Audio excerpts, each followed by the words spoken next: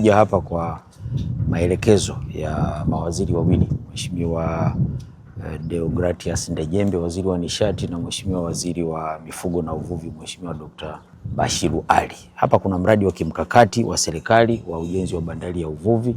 Tunafahamu kwamba bandari hii ikiwa inafanya kazi itahitaji megawati 2.5. Tutawapa umeme moja kwa moja kutoka kwenye kituo chetu cha kuzalisha umeme cha Somanga. Tumeshatengeneza njia ya kusafirisha umeme ya msongo wa kilovoti 33 ambayo imegharimu zaidi ya shilingi bilioni 2. Iko mpaka hapo. Lakini kulikuwa kuna kipengele cha mkandarasi kufanya majaribio ya mashine zake ambazo zimekuja.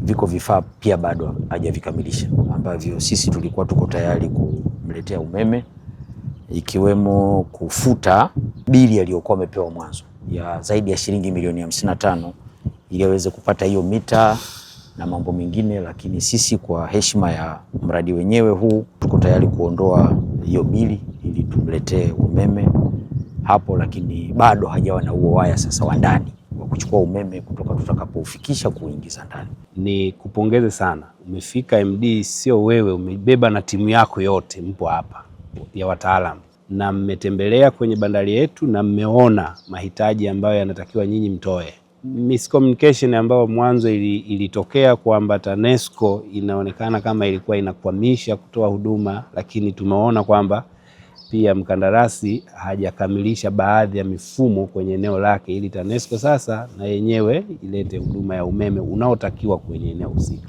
Kwa mimi nikushukuru sana.